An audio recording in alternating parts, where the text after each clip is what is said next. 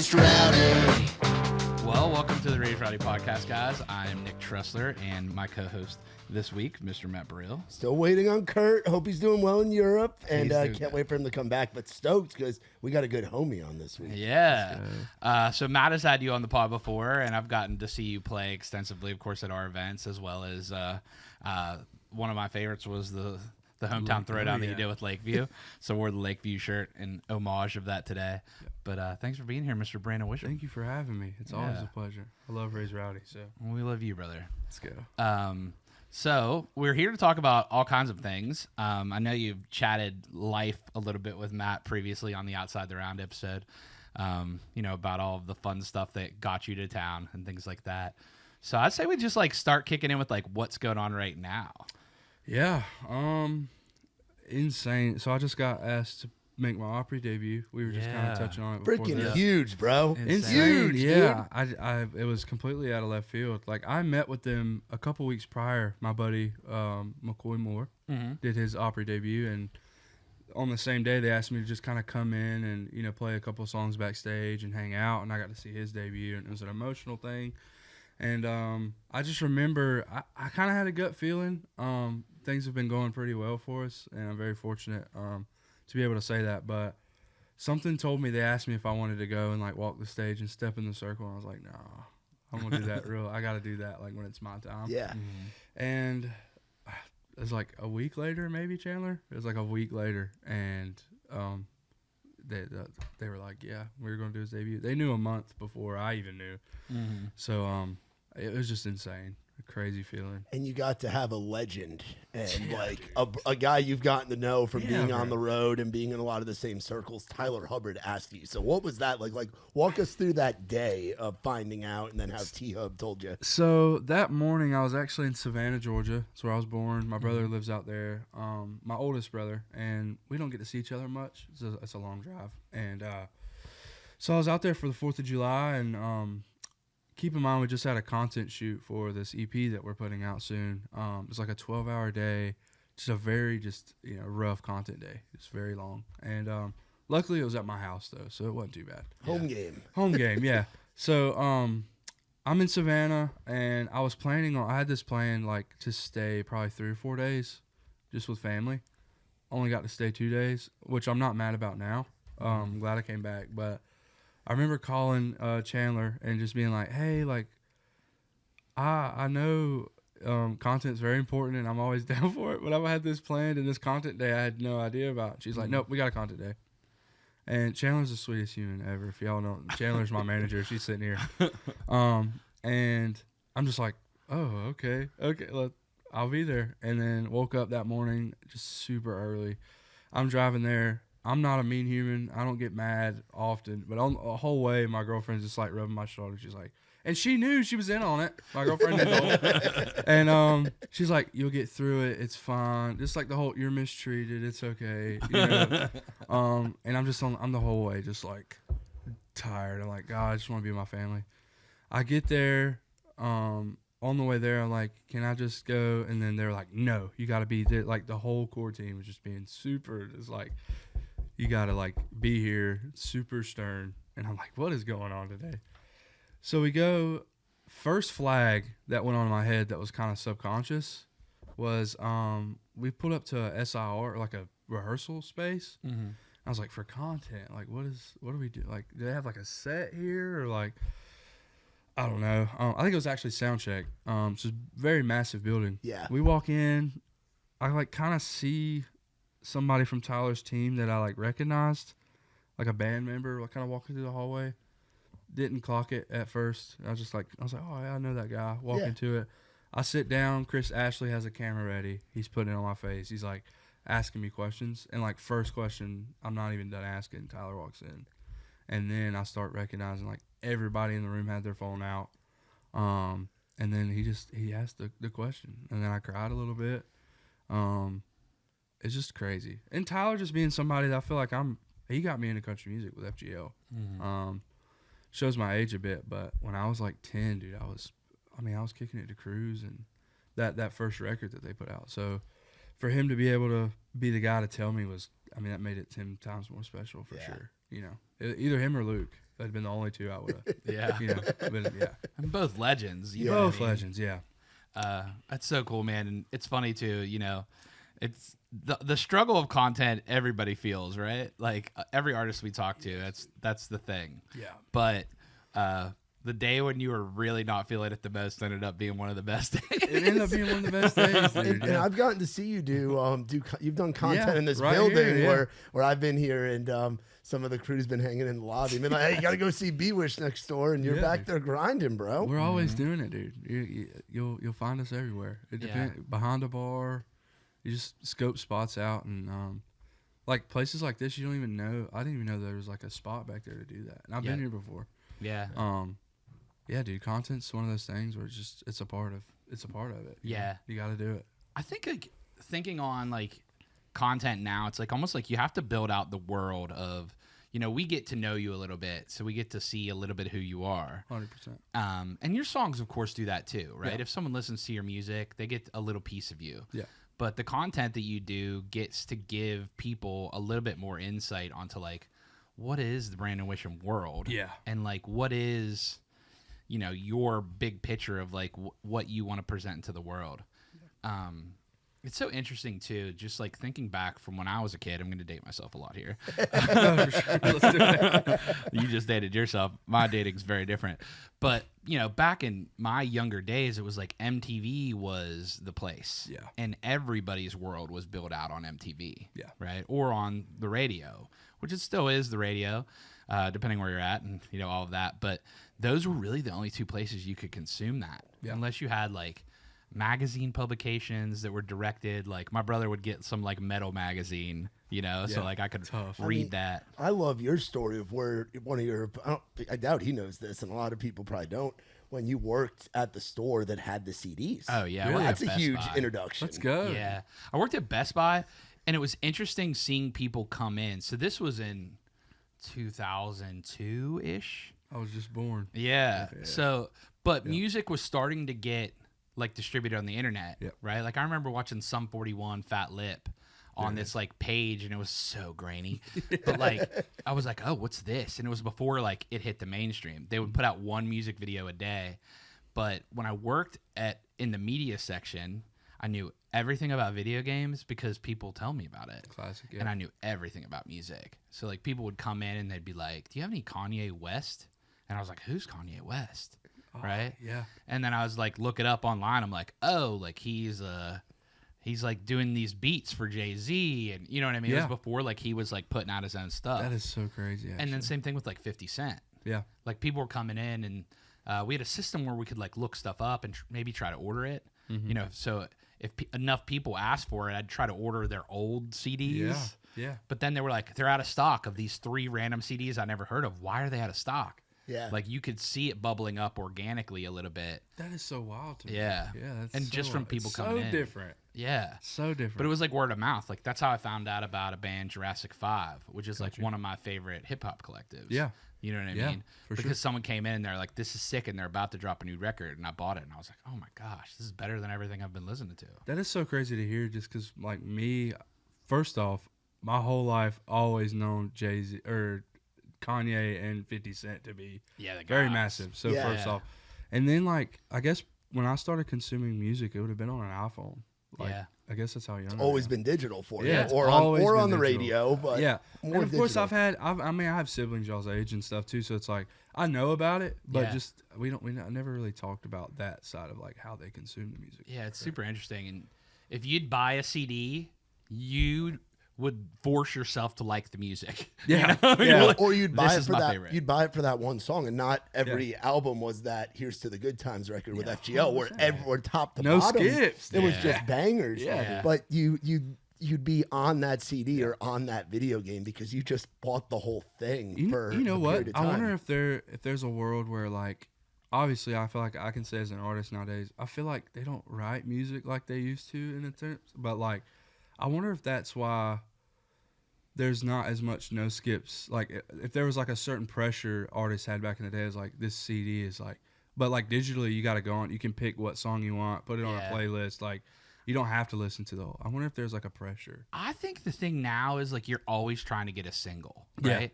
100%. So like when you're releasing a song before your EP comes out, Yeah. you're like, what's the strongest one that is going to yeah, draw the most 100%. people in and keep them Yep. until we drop the EP?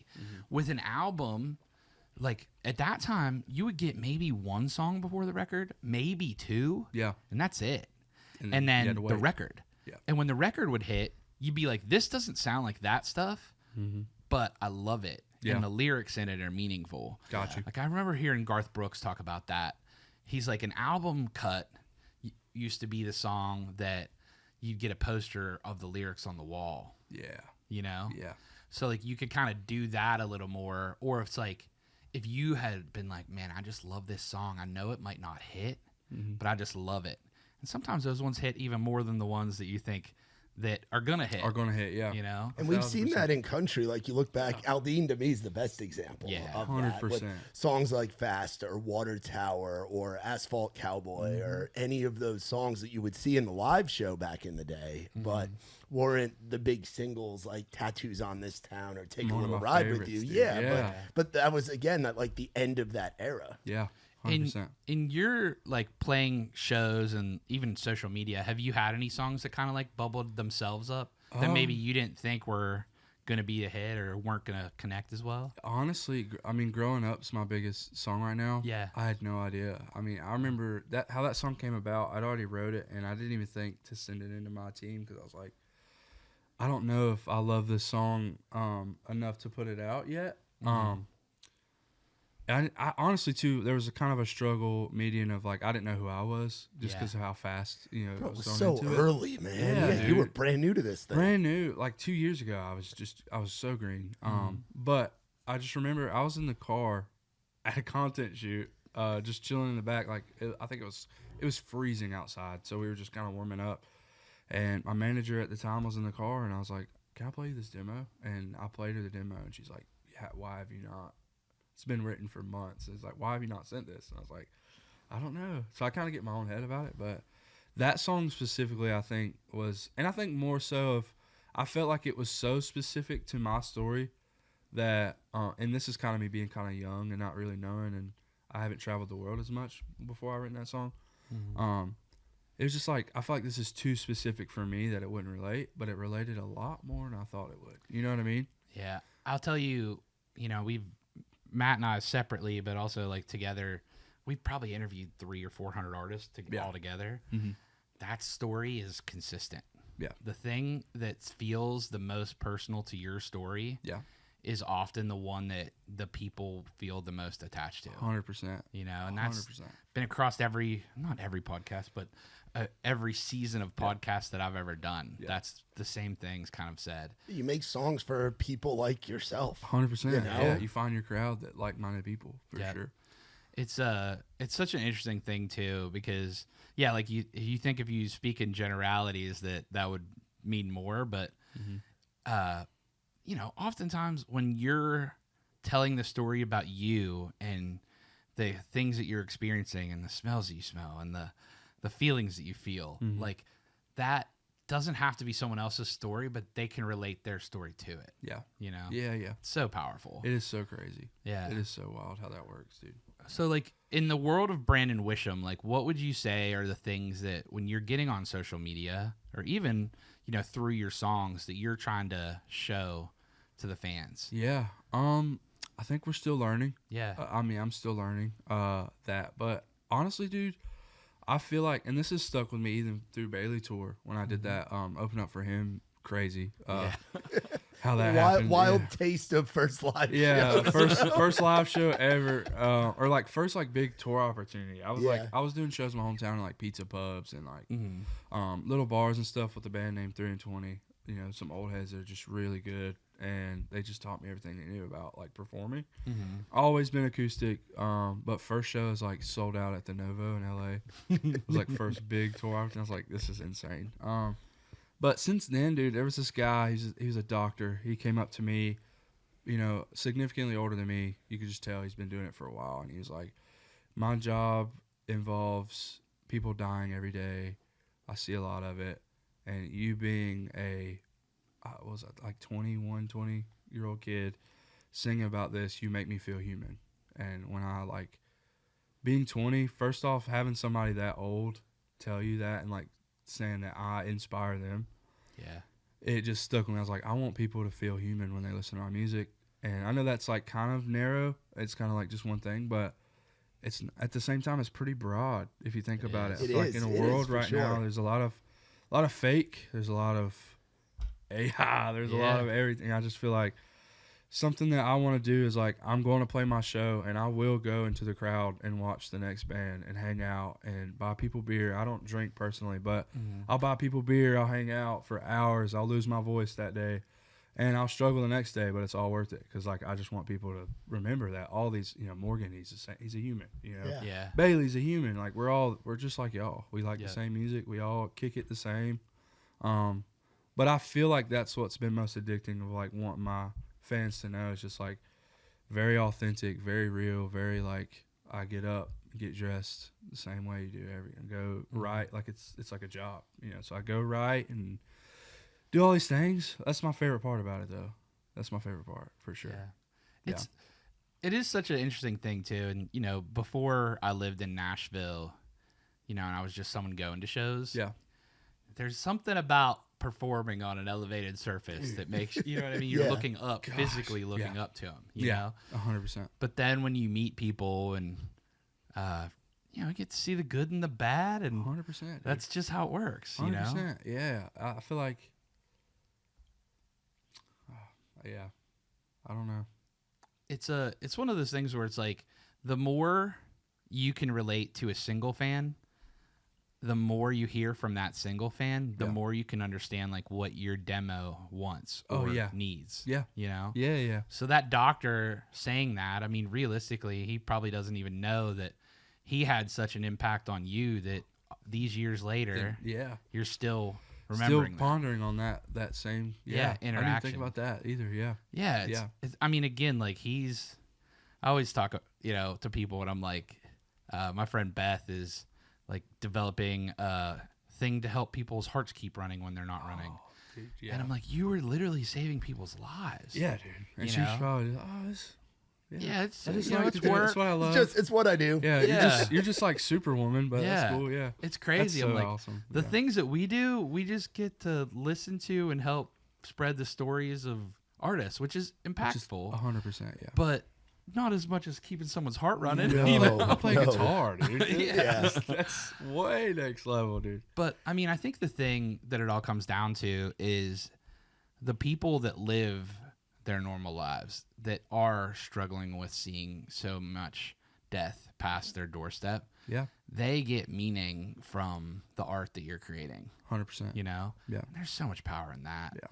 Yeah. So many people need a reprieve. They need sad songs that make them help get through it, and they need happy songs Yeah, that also make them not worried about going back to work on Monday. 100%. You know? 100%. I mean, I think that's like where my obsession with like not obsession, but big inspiration for like Luke. I remember like losing my dad, even though I'm leaving, was played at his funeral. So like, I feel like that's where there's so much attachment and like respect for Luke. Same, I guess now like seeing fans relating to like growing up. Yeah. It's just like I just remember listening to that song. Every time I felt sad, I'd cry, but after that song, I felt so much better, dude. It's like an attachment that I've made to that. Sometimes you need to cry. Sometimes you have to cry, dude. Yeah. And I'm the guy that'll stand. I've not used to been like this, but I'm the guy that'll stand on the table and let everybody know, like, man or not, just cry, dude. Yeah. If you want to do it by yourself, cool. Like, do it however you want to do it. I prefer to cry on stage. I prefer to let y'all know that I'm going through something because I mean, I don't know. I feel like I'm a big fan of just talk about it. Yeah. If you talk about it, you just feel so much better, dude. If you let your emotions out, that's why you have them. They're not meant to, you know, if you're not supposed to cry, you wouldn't cry. You know what I mean? I agree. So that's been a big thing too.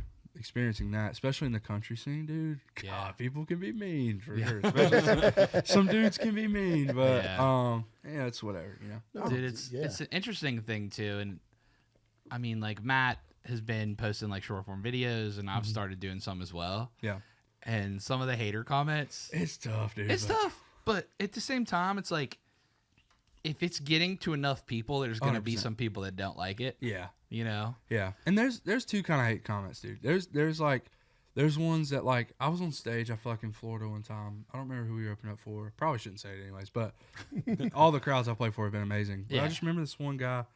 I don't like, can I cuss? Yeah. Okay. You say whatever you want. All right, just making sure. But I remember, like, on stage, and I was singing. I think it was Growing Up. And I started crying. There's this guy, like, midway through, he's like, "Quit being a pussy. Oh God. Play Freebird." Like, he was just fucking the whole time. And I was like, "Gosh, dude." That, like, Yeah. obviously, I'm not like, I wasn't like, it didn't get me down. I kind of like, I'm a very humorous guy. I have dark humor. I have like, so I kind of like in my head, I was like, "God, this guy's a prick." Yeah. But just kind of ignored it, shrugged it off. And then you got hate comments like, there was one he's like, get some tighter, like, those pants can't be any tighter, or something like comments that you see on the internet. It's just like, get a bigger pair of pants that fit Tubby or something like that. Yeah. So funny. Actually Brutal. encourage those. Like, I'll laugh my ass off. Yeah, it's like I just had Brantley Gilbert on my podcast. Yeah. He was talking about his favorite comment of all time was somebody commenting on one of his songs saying, "This guy is a living, breathing affliction t-shirt." And he's like, "I love that." That's so tough. You know? Dude. Yeah. That's They're like, you get the brand. yeah.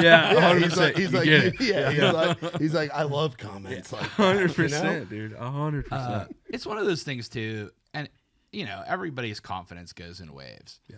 But if something's working, your confidence is high. Yeah. Right? I mean, that's like 100%. when you're going and talking to a girl. If the last time you talked to a girl, it worked, you're going to go talk to a girl again. And yeah. You know? With the same high, yeah. Yeah. It's like, it's all of that. So it's like, as long as, in my head, if the video made it to enough people where they send it to some people that really don't like it or that have something snarky to say, that means the video's doing good. Yeah, Yes. 100%. You know? Dude, prime example, somebody with really tough skin, my boy Graham. Yeah. Barham, Oh, dude. Graham Barham, bro. Yeah. They rip into him sometimes, bro. but his like, I've like been with him like reading through comments like backstage. I think we were at a T-Hub show, and how like the way he embraces it, dude, is just like not human. He's just like how it does not faze him. He's just like, dude, you got to look at it this way. I'm like, dude, you're 100% right.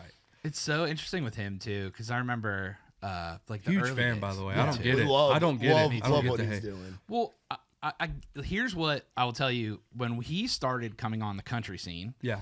I remember people in town being like, "This is weird that Graham's doing this," and I'm like, "Why?" And they're like, "Well, he like was putting out rap music while he was in college. It was like very hip hop oriented." I didn't know that. Yeah. Yeah, that's kind of his origin. Yeah. So I was like, oh. And then he was like TMing and writing country. And Yeah. he was like, well, I love these songs. So he's putting out some more traditional sounding country. So I was like, bro, I remember your early days, people giving you shit for being too country. Yeah. And now they're giving you shit For being what you used to, like mixing in what you used to be, you know? damn, dude, damn He if you can't damn if you win. won't. Yeah, Literally, dude. that is the Graham Barham story. Yeah. Yeah, that's so crazy, dude. But that's the thing is all they see is they hear Preachers Need People. Yeah. And they're like, I love this. Yeah. I connect with this. Yeah. And then they hear the club country is doing now, and they're like, I don't like this. Yeah. So that he has people that were big fans of Preachers Need People that are like, this isn't my thing now. Yeah. You know? Yeah, dude. So it's an interesting thing, but man, I will tell you, his live show. I bet Oh, it's bro, so it goes fire. so It's hard. so We've gotten to much see him at a I've not number of seen it yet. festivals, Yeah. and it just gets a crowd Gosh, going. dude. I gotta go see it. He I'm- plays McConaughey live, bro. Does that he? place That gets shit's so going. tough, dude. That content he did crush, dude. Yeah. And that's the thing that I'll say is consistent with Graham. Like since I met him, which was when he was kind of doing the more country stuff. Yeah. He's always been like, let's grind on this content, and like, I know that's gonna help me. Yeah. You know what I mean? Yeah. And I always say this too. I'm like, right now, like major labels and like even like people that are booking like festival stages and stuff, they're like, is this person grinding? Yeah. To where all it takes is one song, all it takes is one video. Yeah. Right? 100%. And then you just got to be consistent with it after. But if you just have the one moment and then nothing happens behind it and you're not willing to work to get it there, it's not going to stay forever. 100%. So the work ethic, and he's had that forever, is the dude. thing that's been He's one of the most consistent. hardworking artists I know for sure. Bro, I remember I was driving up to Pittsburgh with him. He was doing some of his first acoustic shows, and he was going to Pittsburgh. So I was like, bro, I'll come with you and help drive. We can crash at my buddy's house to save you a little bit of money. Significant amount of money, by the way. You Yeah. did more than you think. You did Yeah. us. Yeah. And so we were driving up, and on the way up, he was like calling Bo and like calling other writers and like, yo, let's do this. Like he was like, while he's driving, setting stuff up for the upcoming week. Yeah. You know what I mean? I'm like, damn, dude, this kid really wants That's it. so inspirational, dude. That's so fire. It's just cool to see that hustle. Yeah. You know? 100%. Like you see that so much in the business world and different things. Like Yeah. that like almost sales mentality. Yeah. You know what I mean? Where you're like 100%. push. Yeah. He has that for sure. 100%. Yeah. I love that. I love Yeah. that about Graham. Well, you've been dropping a lot of like singles and stuff, Yeah. but we got like we've talked lightly about it, but let's really dig into. You got the first EP coming out. Yeah, dude. First off, insane that Yeah. I'm even doing like a project. Mhm. Something thought out. It was kind of crazy how it came about. I don't know if I think we knew we were going to do an EP like soon, Mhm. but I think how it came about was very just kind of like, we should do it. Bang, bang, bang, bang. Here it is. And Yeah. it was like, Tell us about that. I was writing music in Nashville since I moved to town. Like I said from the last podcast, Bailey Zimmerman found me off a song I wrote. First song I ever wrote was about my dad, called Pain Won't Last. And Bailey ended up cutting it, and then that got my foot in the door to a publishing deal. So since literally day one of me moving to Nashville, I've had a publishing deal and was like writing for anything really. I just was kind of trying to get my brain in the right, because writing wasn't ever like it's not something I knew I wanted to do, and I never written prior to that song Bailey had found. So I just had hundreds of songs just sitting in my phone, and so when it came about, they were talking about EP land and like what the title's gonna be, and like what's the content based around, what's the outfits, like very well thought out thing. I was a bit overwhelmed that I had to sit with it for a bit. Remember like texting him, like, hey guys, let me sit with this for a minute. And I went to my garage. It was raining. Perfect opportunity just to like jam demos. So I was in my garage with a sweet tea, raining. The shed was open, and I just like laid my head back. It was pitch black, and I was just playing all these demos. And in the point I am in my life, being 23, I had all this cool stuff happen.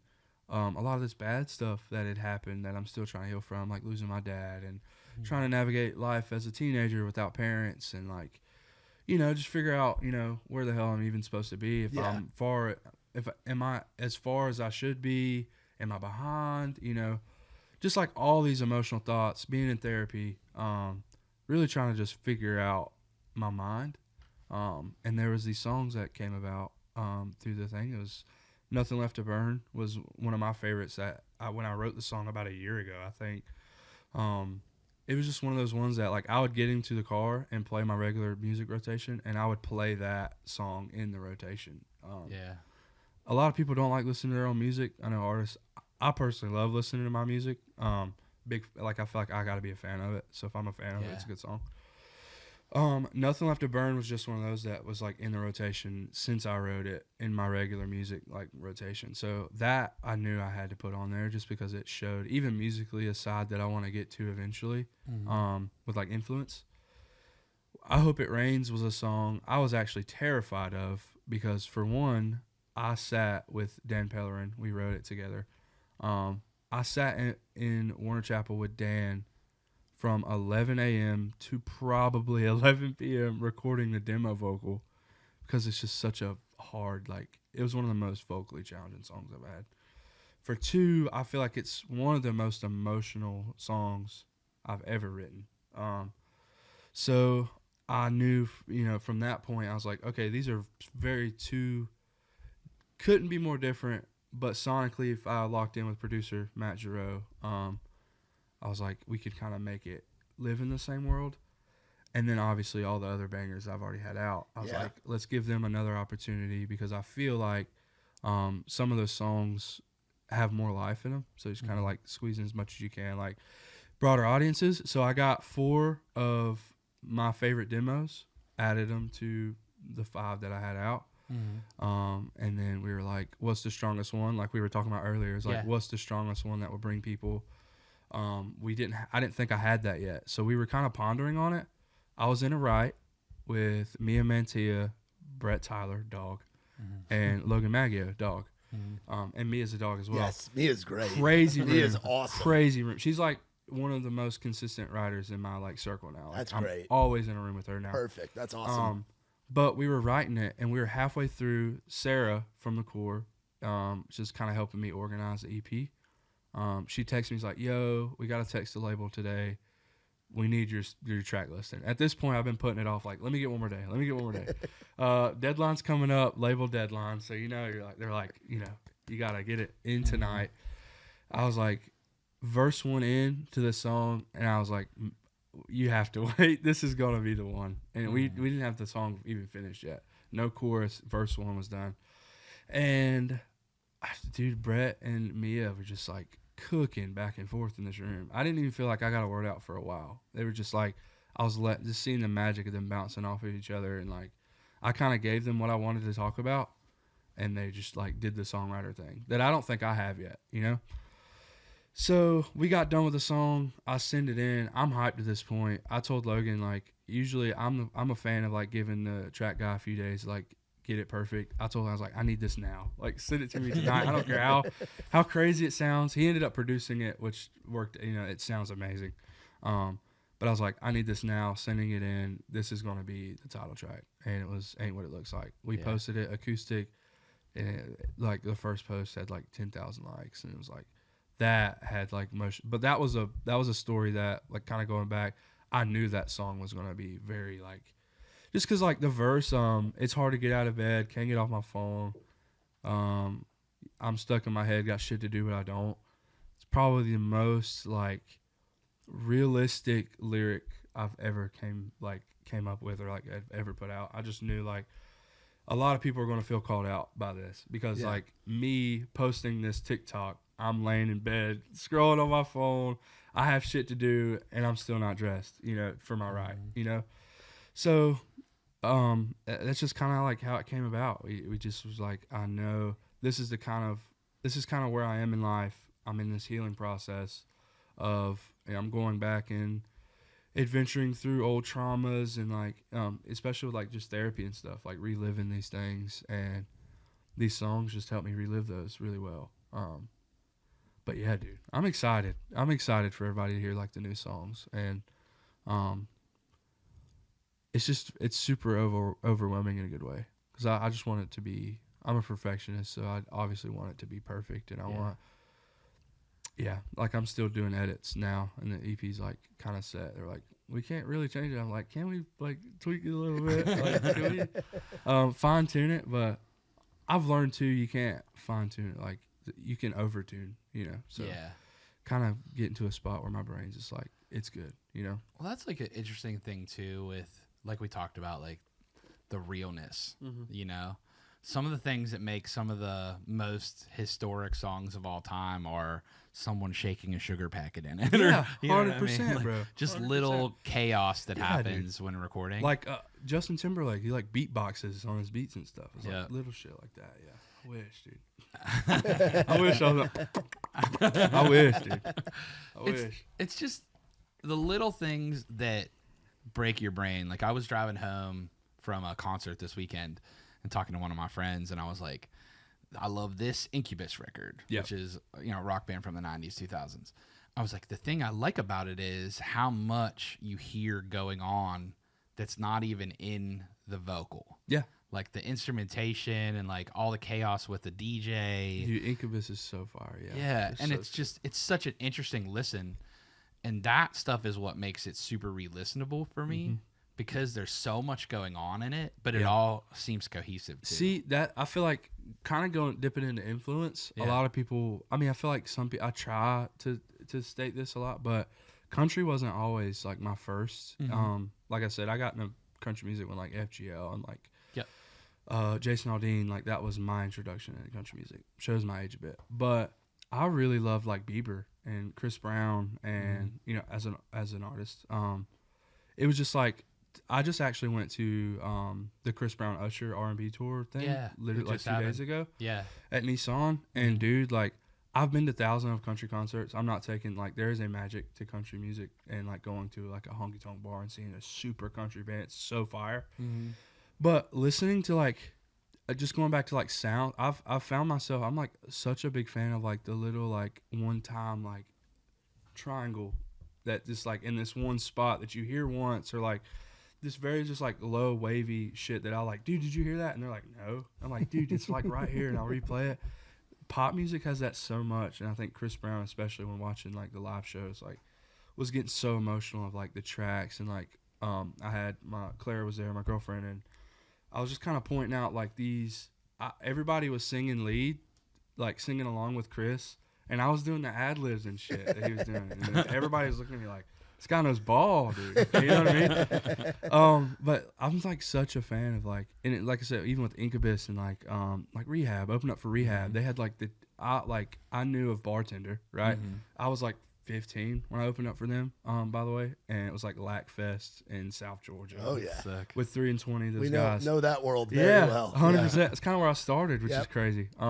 But yeah, 3 and 20 took me into Lack Fest. They were playing it. They let me play like a little acoustic thing beforehand. But I remember watching Rehab because I, like, just from my siblings, I knew who they were.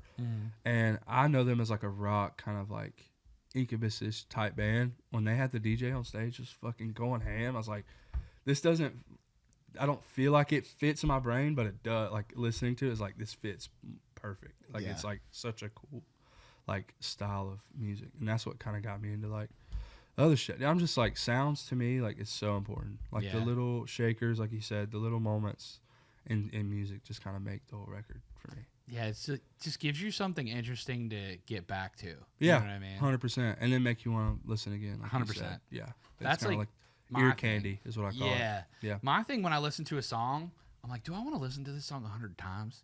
Yeah. Because my ADHD, when I hear a song I love, will. Oh, want to he'll listen to it do 100 it. He'll times. incorporate the lyrics into vernacular, or like a certain If it hook. weren't for the wind, Ella Langley, a million times. Yeah. And when I seen, Bailey Zimmerman posted it, like lip singing it. It's my first introduction to it. Listened to it, haven't stopped since.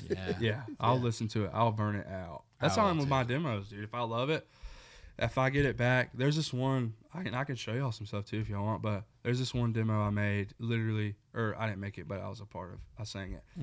We wrote it.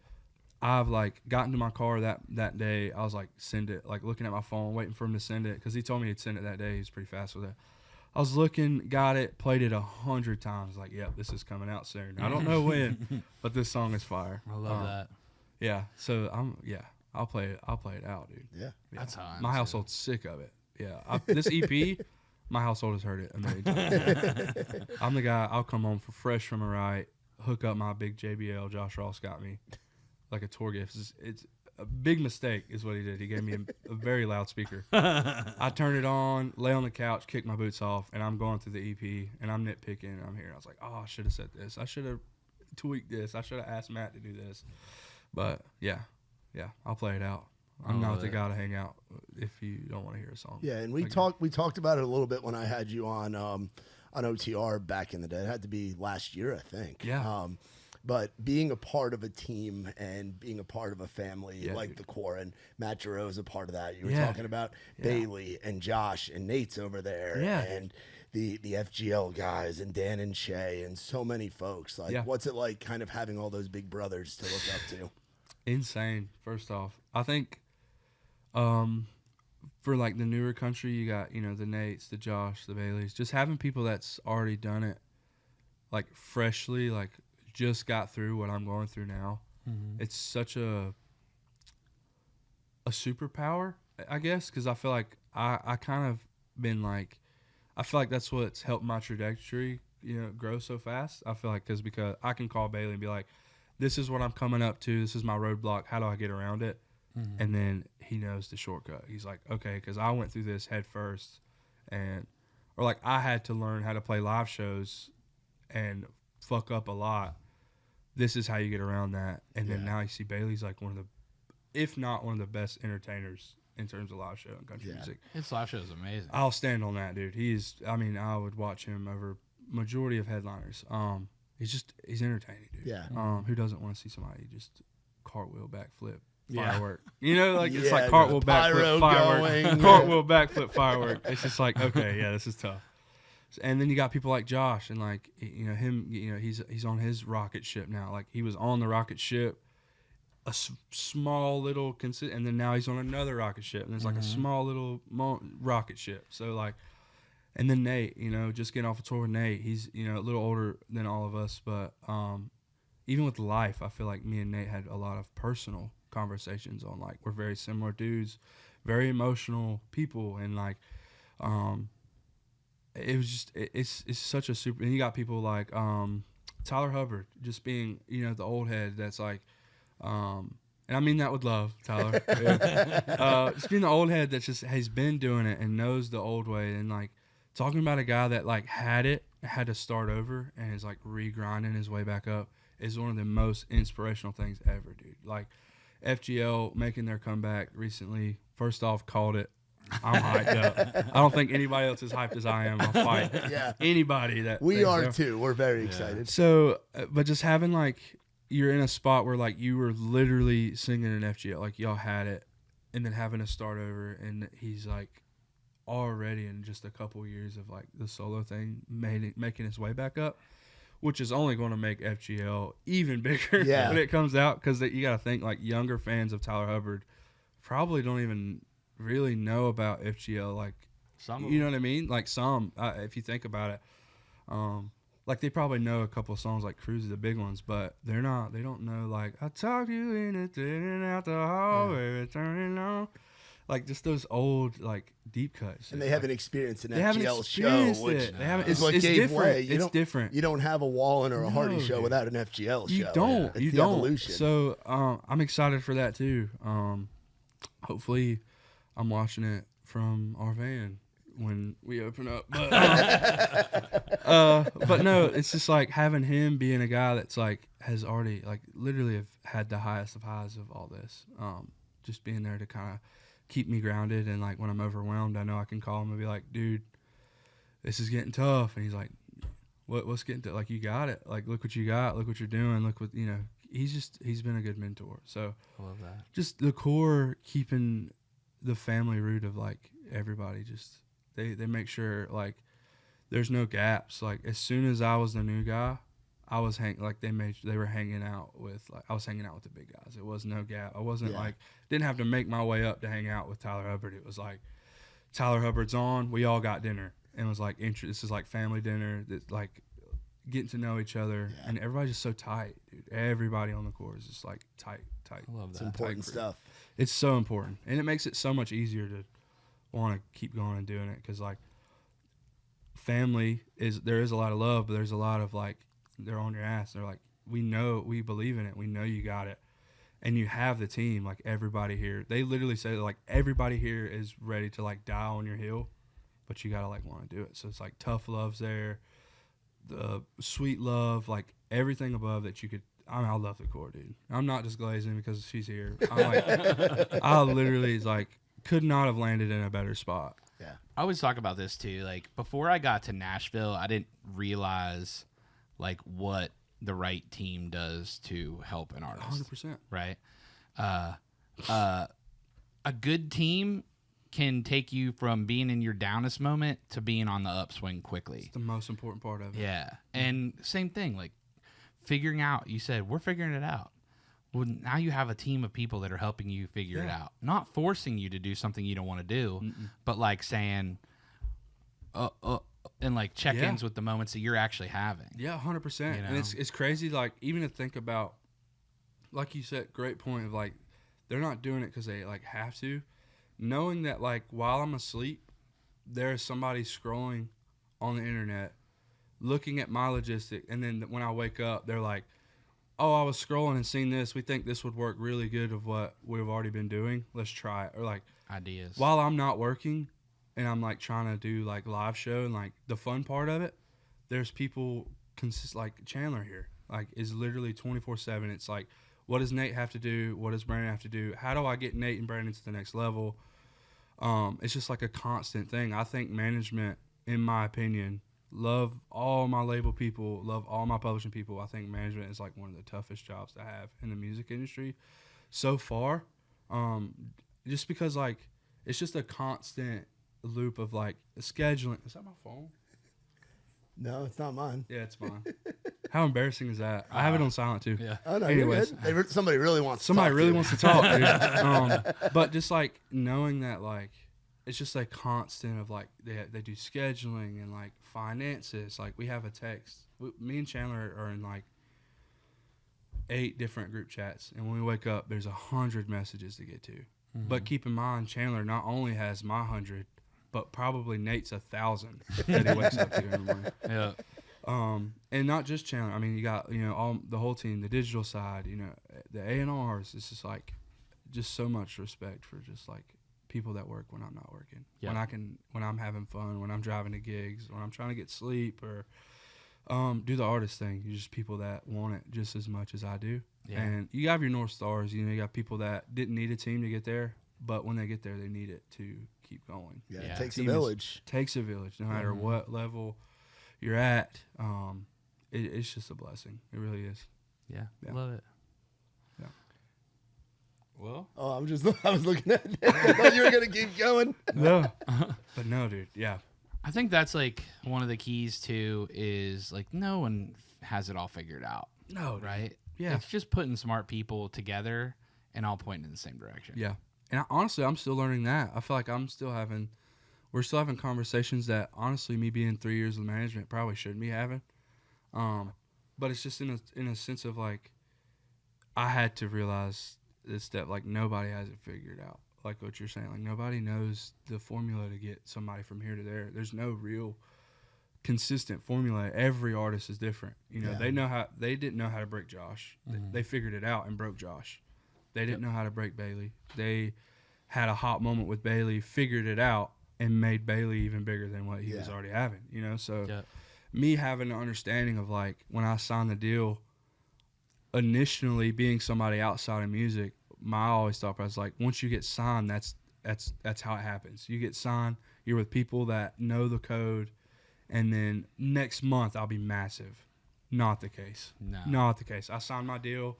We sat down and they were just kind of like, "What do you want?" I was like, "I don't know. What do I want? What y'all tell me what I want. What do I want?" And it's just like you have these powerhouses like Chief and Simon that are like, they have all the connections in the world. The finances are there. They have, they have all the resources. But me as an artist, I have to figure out what I want and how I can use their resources to my advantage to get to that point. Yep. When a lot of people just think it's just like sign and you're there. Yeah, you're the CEO of your business, and you're 100%. bringing them in as partners of your 100%, business. 100%. You got to think about it like you get, and this is like coming from their words I learned. It's like a weird point of view change I had. It was like when I wake up in the morning, I used to like, they're my boss. So like, what do I got? Like, what's my checklist? When they like Chief and Simon sat down, was like, you're our boss. You let us know what we got to check off, and we'll check it off. But so now, like, since that conversation, this has like been recently too, like probably like 2 weeks ago. Just this mood switch. I bought the biggest whiteboard I could find in Walmart. It just looks like I'm coming up with some lab experiment in my bedroom. I have a massive whiteboard with all my goals, and it's like, some are outrageous. Some are like get on a Luke Combs tour, opening up first to 4. Some are like little like go to the dentist, like get a dentist appointment. Just like everything under the sun that I want to achieve, big or small. It's on this massive whiteboard. And then I have, as soon as I wake up, it's like a poster board. And I actually learned this. I watched the Jackson movie, or Michael movie, Yeah. from Michael Jackson. Changed my life.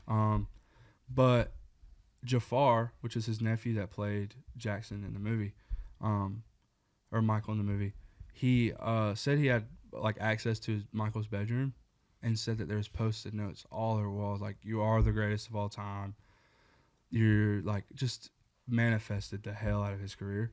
So I bought the biggest poster board I could find, and it's like thumbtacked to my ceiling. And as soon as I wake up, it's like Michael Jordan quotes and like Michael Jackson quotes, Bieber, Drake, all my friends. I have Chief, Simon, Tracy.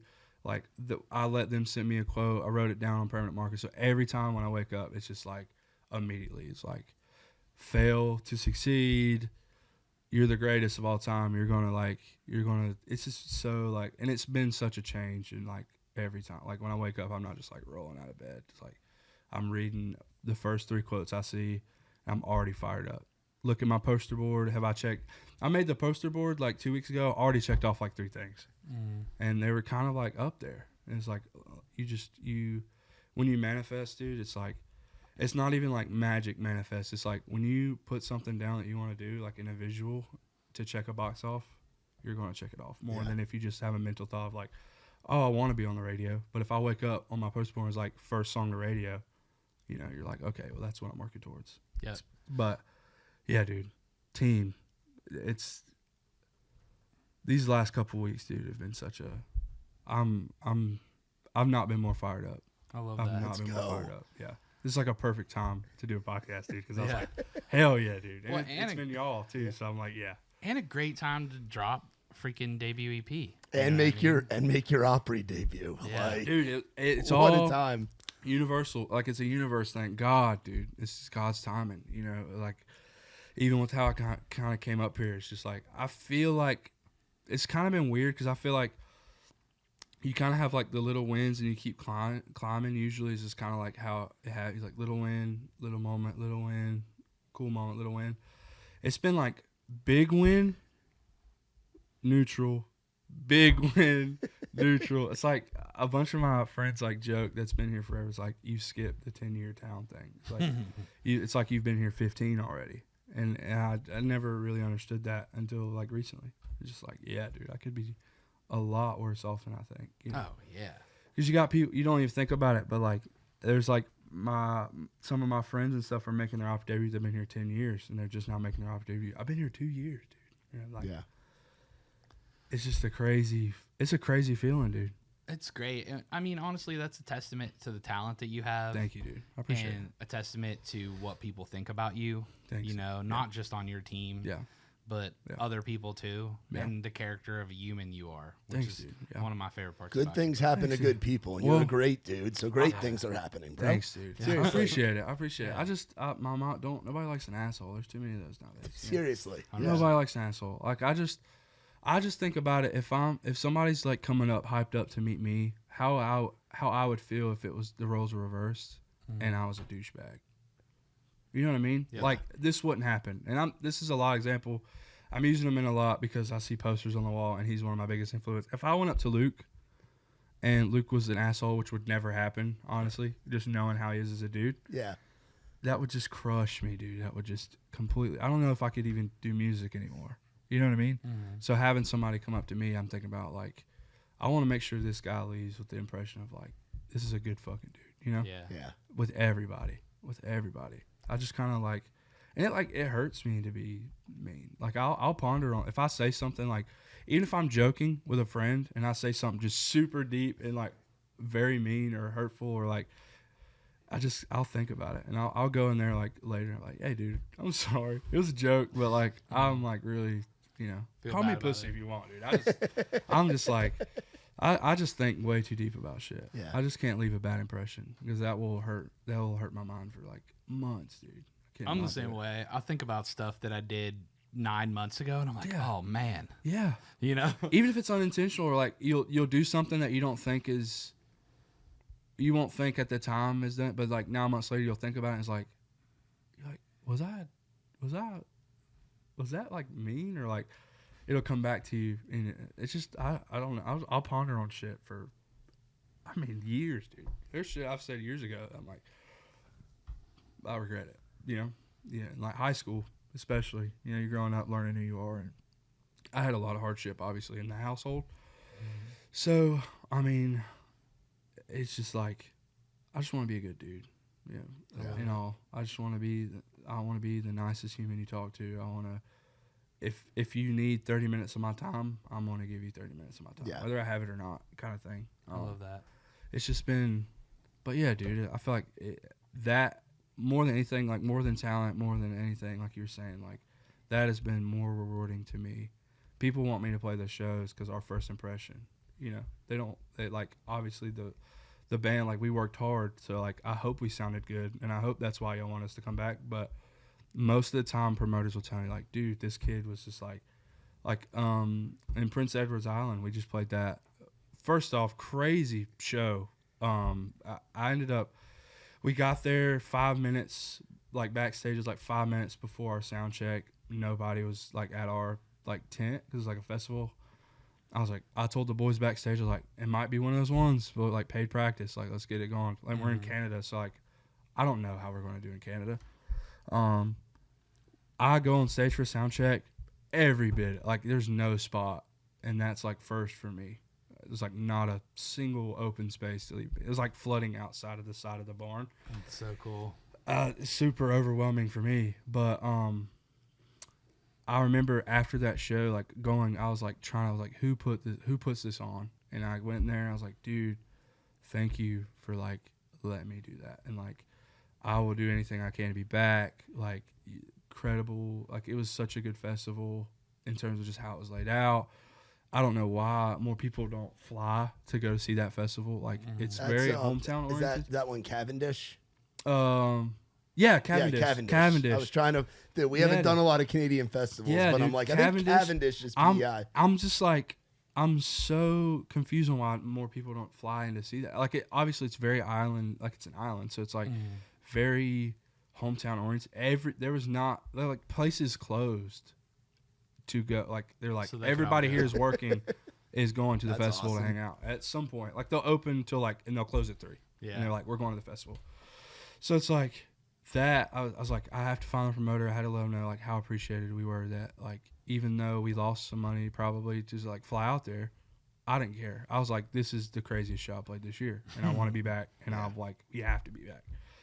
That is hopefully gets me on the lineup next year. Yeah, because like I just remember how obsessed I was, and like I wanted to make sure to leave that good impression on the venue and the people there. I think that's an important part too, and the more like festival promoters we get to know. Yeah. And, you know, personal relationships are a big part of it. It's a big part, dude. It is. It's a big part. And, I mean, realistically, that's how you break in a market. Yeah. You know, like thinking about like Lakeview and Tailgates and Tall Boys. Those guys. You know what I mean? It's obviously, have y'all seen my tattoo? Yeah.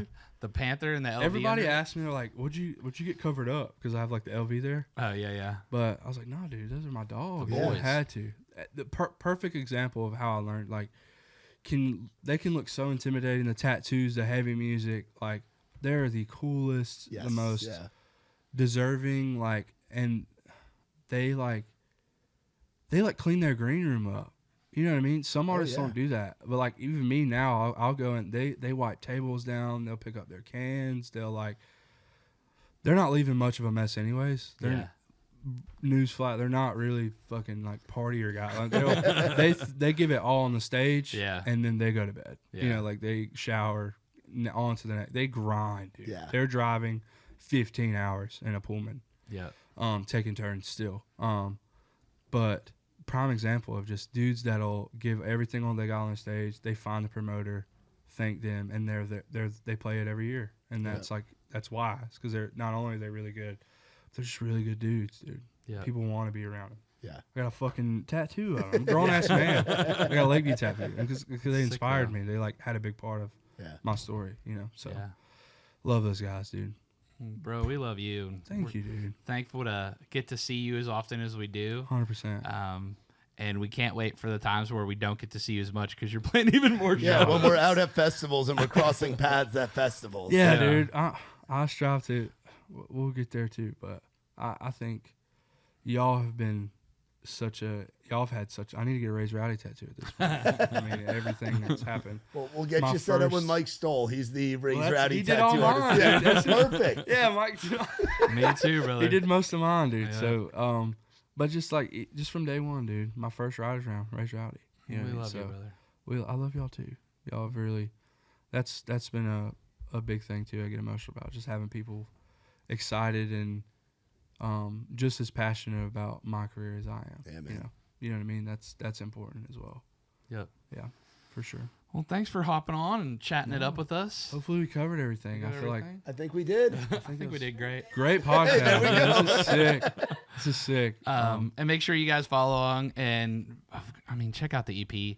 We'll probably be dropping this right around when that's coming out. So very excited for you to get, the new songs in with the old songs and give sir. the ones that we've been in love with for a while new life, and the new ones a brand new life. Thank you, dude. If this is out before, go pre-save. A lot of the songs are on it already, so you can go listen and get a little feel for what's coming out next. Do you want me to, before we get out, you want me to play one of the songs really fast? Yeah, let's do it. Sure. You want to do Yeah. it? Let's do it. Where's my phone at? Turn it? I'll show you a little snippet. We ain't got to do too long. Yeah. And this don't even have to be on it if you don't want. No, let's do it. Let's see. Ain't what it looks like, baby. Let's go. I'll play Rain, or which one do you think? You can play However It Rains. This is pretty cool. I'll start at first verse. It's very different from what, like, you just have to hear it. Yeah.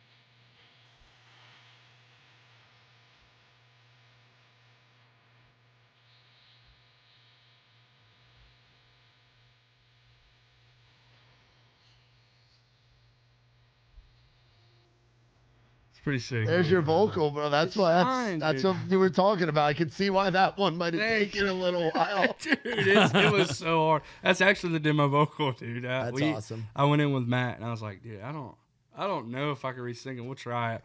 And then I went to go hit it, and I was like, all right, demo vocal. Sounds we were on a great, time dude. crunch, too, Yeah. so it was like, had to That's get it figured awesome. out. We probably could have figured out a different time to get it going, but yeah, dude. That was supposed to be for Teddy Swims. When we wrote it was like Teddy Swim vibe. The demo is very like piano ballady, like not really that country. And then, like I said, bringing these songs to Matt, and they're like, how do we make these sonically all sound Yeah, similar? that's fantastic, dude. Thanks, dude. I'm Dude, I excited. love it. And I think that's like you said, like the emotional side of you Yeah. that fans have been connecting to. Yeah, dude. I think that's me now. I think, next debut album, we have zero idea when that even is going to be planned. Like, this is me thinking ahead. There's going to be a A-side, B-side, I hope. And I want to show, like, this, my influences. Like I said, I love Bieber and Chris Brown. I would love to interpret like that in, like, a debut album. And, like, with the country shit and, like, some fun songs. Like you said, like, I'll give you the songs that you can cry to, but I also want the next track to be something to, like, wipe your eyes and, like, let's party. Like, you're alive, you're breathing. I'm excited overall. Thank you guys for letting me. Of course, really brother. proud of The you, man. podcast, dude. Sick. Well, guys, thanks for listening to the pod. Like we said, make sure you either pre-save or download it, depending on when you're listening to it. Yeah, 100%. And thanks for being here again, brother. Thank you so much. Love you guys. You too, bro.